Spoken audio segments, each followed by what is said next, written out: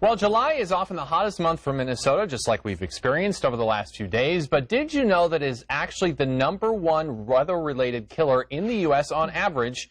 Heat actually kills more people every year than tornadoes and flooding combined. Yikes. And we all know the heat is a bigger risk to children and seniors. But with seniors, there's a risk many people don't think about, and that's when you add in prescriptions and medicine that many people take. Joining us with more to talk about this is Brian McDonald from Synergy HomeCare and Winnie Boyd, who is a caregiver. Thank you so much for joining us. Thank you. We appreciate Our pleasure. it. Thank you for having us. Let's start there. We don't think about, you have to take your medicine, yes. right? Mm-hmm. That's not an option. And then the temperatures change. What are some of the medicines that you see conflict with the heat and the temperatures the most for people?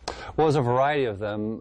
Some of them, most seniors, 85% roughly, are on some sort of chronic medicine, and things like antihistamines, diuretics, antidepressants, and then some sedatives. All those things affect the way the body deals with heat. For example, antihistamines and antidepressants will sort of soften the ability of the body to sweat, which is our natural way to expose and get rid of heat in our body. And when that's not there, then you have an issue with seniors and trying to just get rid of the heat in their bodies. Yeah. What's the first sign from taking care of seniors that there's an issue? Even if they're indoors, you can overheat, right? What's the first sign that there's a problem? Well, some of that is just they're not drinking. Okay. So a lot of people lose as you get older, you don't want to drink as much, and sometimes water becomes less interesting. And water is the #1 thing you should be drinking. You shouldn't be drinking coffee or caffeinated sodas, because those are also diuretics, and they dehydrate you. So you're looking for water. And Winnie had some great ideas in terms of some waters you can make for seniors. Yeah, how do you help? Well, having a nutrition background, we really encourage to do infused waters. Oh, and you can do that with cucumbers, you can do it with watermelon, cantaloupe, berries, because a lot of times seniors don't want, I don't like the taste of water. Yeah. So infused waters, or even if you could have the caretaker's family get fresh fruit, and you could, encourage them to eat it that way too.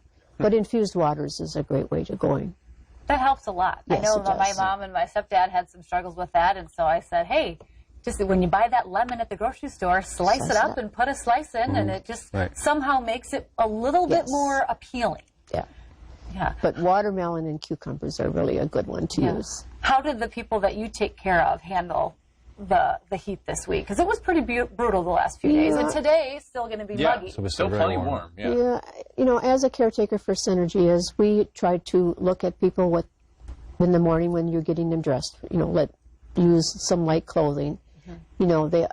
Seniors have a tendency, they're always cold, so they kind of overdress. And so as a caretaker, we encourage them to wear lighter clothes, to eat a lighter breakfast, and then more snacking through the day, and to do their exercises the first thing in the morning and they don't really like to do that, but we encourage that as caretakers. Get it out of the way before the heat of the day sets in, even if you're indoors. Yes, even our our seniors want to stay active. They're fine, they say, but let's go out and do our walk this morning instead of at 1 o'clock. I mean, should things drastically change from a day-to-day living perspective for those that don't actually have AC? Because a lot of us take AC for granted, but there are still some folks out there that don't have AC. I don't have AC.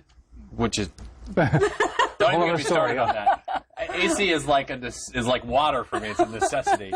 But I mean, we're talking a huge lifestyle change if you don't have AC. What's the #1 suggestion for somebody out there that doesn't have AC to try and stay cool?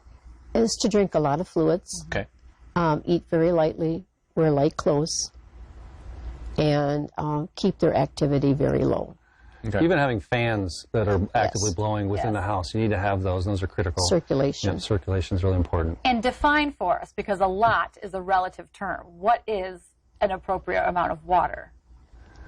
When you say a lot of water, you want the 8 glasses a day. You want 8 glasses a day is ideal, but in somebody who's That's hard senior, to get in for a lot of people. Well, for most people and for seniors too, that a lot of times, I need to go to the bathroom so many times, and so you have to be you have to balance that, and many of them are on diuretics, so it's already trying to get fluids out of their body for their heart failure condition. So, at least 6 to 8 glasses ideal. 2 to 3 would be great as you get the day going, and then throughout the day just sort of take sips of water as you go. Good advice. Awesome. All right. Thank you both. We Thank you. appreciate Also your a time. pleasure. Stay Thank cool you. out there. 'Cause Yeah, it's no going kidding. to be another hot one, as Still he's been mentioning all Still day. going to be warm and muggy through the day today, but I mean, it's July.